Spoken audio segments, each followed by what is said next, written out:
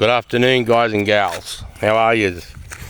It's Chris here. I'm gonna fucking drop another worry. This one is the first time I was shot at, and how that went down. It's like you probably think I'm jumping all over the place here, and I sort of am. But I just want to tell like the funny ones and that. And plus, I've got so much like to scratch the surface. I was talking to my wife about it before. I was just like going through all the notes that I wrote my psychiatrist. I still talk to my psychiatrist once a month, man, just to, check in. That's another reason why I live in the bush, because I can't do crowds. I suffered from hypervigilance, where your brain just can't turn off. Where you always that guy got a big jacket on. Is he hiding a suicide vest? Why is that car suspension sagging in the boot? Is it full of explosives? Then when I'm walking into a shopping centre, I'm looking for men or guys that have belts on, so I know where I can get a fucking belt. I'm looking for, things I can use as weapons. I'm always, watching my 6 and my 12 for my family. It's just, anyway, so when I come out in the bush and I'm away from crowds, it fucking calmed me way down. 2017 I came out here and left the army, because I was living in Brisbane and I was getting out road rage and dragging people out of their fucking cars, and it was not cool. I didn't understand what I was doing, and I was drinking too, and I drink, and all the mates I went with, I bashed them all. Not to say that I'm a good fighter or anything, it's just, it's just a fucking lot going through my head, no excuses. But I stopped drinking in 2015. I stopped drinking. I just drink on Anzac Day now. But yeah, anyway, that's another fucking story. I digress. Righto, so okay, I'm jumping forward here. So I've gone in and done my reconnaissance in Biap inside Victory Palace and Saddams Palace, and I've flown back to JDF 663 headquarters, Australian National Headquarters, and I've briefed them on the real estate that I've fucking managed to hold up in Saddams Palace, and now I'm doing a list of everything I'm gonna need to move forward and make that happen. Okay, so I went up by myself and did the reconnaissance, like I said, with that intelligence major, because he was looking for the skiff. And then once I briefed everybody, I brought a few guys up with me to make it all happen. Okay, so we've gone back. Since I've gone back, fucking 15,000 Marines have moved into Victory Palace, right? So it's starting to get pretty crazy there. I fly back up with 4 close dudes, right? And one of my closest mates, old Boo, he knows who he is. Fucking legend, one of the toughest motherfuckers I ever met. And if you saw him walking down the street, you go, look at that Gumby motherfucker. Not the case. Can't fight to save himself. He'll stand there though and get belted with you.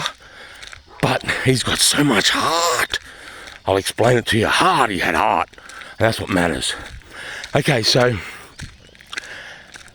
I'm free now. I'm on Saddam's grounds, and this Victory Palace, that main big building that I showed you the photo of, that's just the major palace on this particular acreage. He had, over 114 other buildings, all bigger than, like good mansions, like they put mansions in Beverly Hills to shame type thing. And this is just the other ones where fuck knows who he'd kept there, because he didn't have much family. But anyway, he was you could tell he was a fucking narcissist, that's for sure. Like Trump, or Grando narcissist or whatever they are. They'll hope he gets in, and crazy shit needs to stop. So what happened was, me and me mate Boo Boo, it's early in the morning, we're going for a walk. We're going, let's go look at all these fucking buildings and see what we can find, because the Yanks are stealing, because everything was gold plated. The toiletry was gold plated. The chandeliers had gems in them. It was just like, it was fucking crazy. I think you've seen the photo of that chair. You can see me sitting in, how big it is. Like, what a nutter. Anyway, everyone's stealing everything. Don't worry, I've managed to pinch my big chunk of marble, but I'm not really a thief. I don't give a fuck, I was just, the memories are here. That's all that matters. Anyway, they seem to fade though, more time goes on. Okay, sorry guys, I'm breathing hard, because that's why I've been posted for a couple of days ago. It's fucking sick, fucking cold sores, fucking pissing me off. But you know, you guys are giving me so much support. Oh, it's blowing my fucking mind. You know, and I really appreciate it, you know, because I've never experienced anything like that. You know, for me, I just do my job, making sure, you know, everyone in Australia, if we can fight the motherfuckers over there, then they're not going to come here and fucking blow people up on the Sydney train or at the fucking Brisbane Exhibition Centre. You know, so while we're taking the fight to them and occupying them there, they're not thinking about coming over here because we're too much of a handful over there. Anyway, okay, that's my thought process, right? Right, so we're fucking scounging around, lads and lasses. And we get, I don't know, I can show, I've got a photo of the boat and everything. We go through about fucking 50 buildings. And then we come to a building that looked like a double shed on the side of the lake. We're like, fucking giddy up. Open the door. What do you know? There's a speedboat in there with a 40 or 50 horsepower engine, with a steering wheel and that. And then next to it was like a 15, 16 foot dinghy. You know, like a tinny with a fucking, I don't know, a 30 or 45 horsepower fucking, engine on the motherfucker, you know. We go to start the, it's a long shot. We go to start the speedboat up. Nah, it's fucking dead. Not jidding around. I go over, we open up the fucking, the fuel. There's a bit of fuel in it. You gotta remember, this place has only just been abandoned maybe 10 days, so everything should be still fresh. Excuse me, there's an outboard. I pull the motherfucker, and guess what, it starts. Now, I've got to set the scene. We've just finished having a toxicology report on the water, because the water was full of fucking dead bodies and dead dogs and animals. It was a real bastard, mate. He'd have people come in and, for example, it gets hot there, man. And it's all concrete too, and marble, so everything just radiates the heat. It was, 49, 50 degrees, man. And he'd make these motherfuckers wash all these cars out in the sun. But he'd have these squares that they weren't allowed to move outside of. So he'd put water and food, or he wouldn't, but these fucking pieces of shit soldiers would put water and food outside the line to tempt these guys to take a drink so they could fucking pistol whip them, blow their fucking ankle. They loved setting dogs on the people and watching fucking German Shepherds eat them.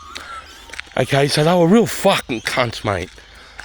And anyway, so as you can imagine, a lot of people were killed and I'm just thrown in the water. They don't give a shit. Okay, so there's bloated bodies and shit. And we just had a toxicology report from all these fucking dudes in all these moon suits going, do not go near the water. It will kill you. It's fucking filthy. We don't know what we're going to do here. Do not go near the water. All right, no worries. Okay, so now we're back in the boat shed. This is what we got told last night. And I'm walking going, yeah, whatever, And the fucking tinny starts. Boom, we're off. I'm in, we're off. And we're fucking, and I'm going out to the middle of the lakes and then see all the Yanks going, what the fuck are these mad cunts doing? And a few Aussies that were there were like, woo, fuck yeah, Aussies, I'm trying to uphold that reputation of the Anzacs, you hear about all the fighting they did in Gallipoli, but have you heard what the Cairo citizens said? That when the Anzacs came back from the Western Front and from Gallipoli, they had this fucking horse farm that was just outside of Cairo, this Arab had, and he had, for back then in 1915, hundreds of thousands of dollars worth of racehorses.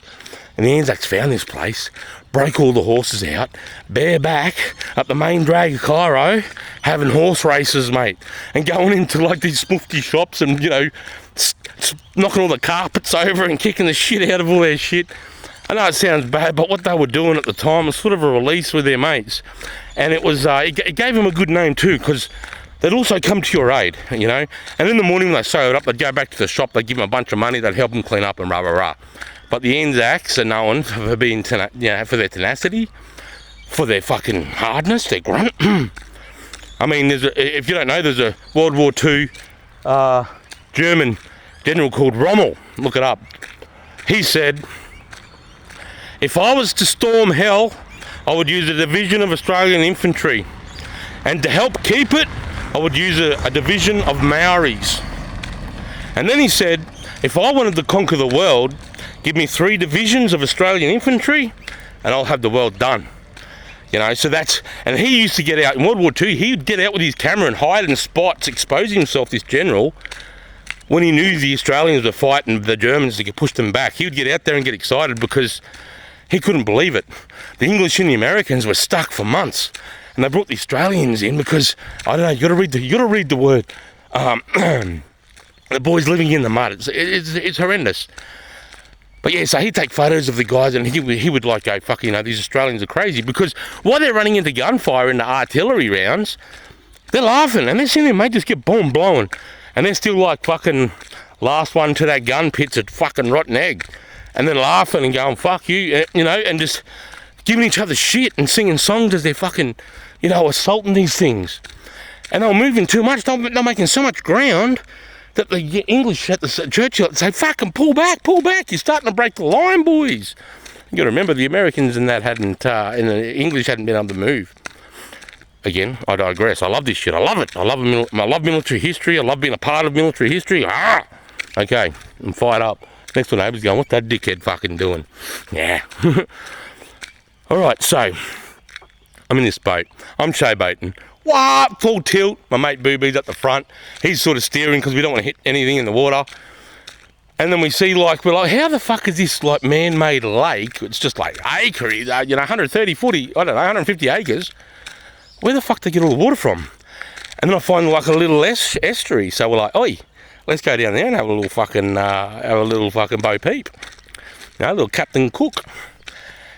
So boom, we're like, wah, I'm cruising along, and you know, it's gone from big to like, you know, the size of a double road, like a normal street road, and we're cruising, and you know, it's starting to get like less, like obviously Saddams doesn't hang out here, so it's starting to look a little bit more, you know, not kept, and the walls are starting to crumble a bit, and rightly so, because I think they might have been feeding the water from the Tigris. And we're going for probably a good 10 minutes, you know, and we pulled up because it's starting to get skinny, and I was like, fuck, we've got to turn this thing around. And just as we're just sort of sitting there, we're giggling like girls, like, can you believe this? We're in a fucking boat and Saddam's palace is fucking running amok. I see the fucking wall, about 30 centimetres above my head to the left, start cracking, start popping, pop, pop, pop, pop, pop.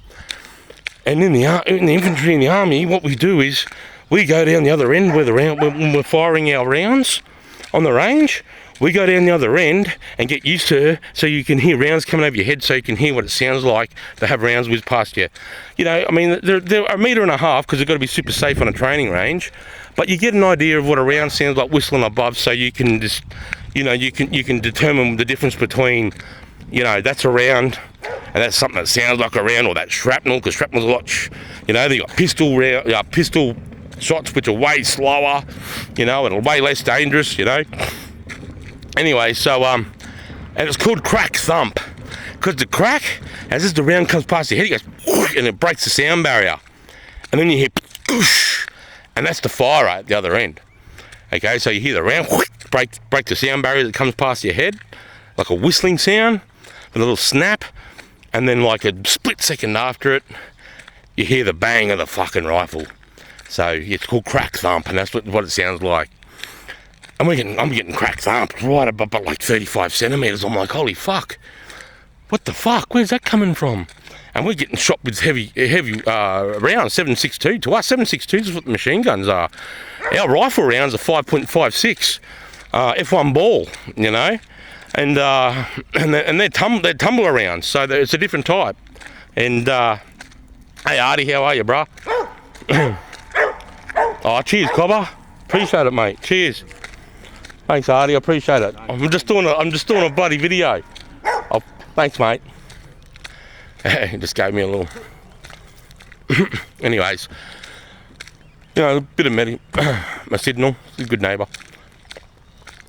So I'm fucking in this tinny, and I'm fucking cruising down this lake, right? So I'm hearing crack thump above my head, right? 7.62 rounds, bang, bang, bang, hitting this wall.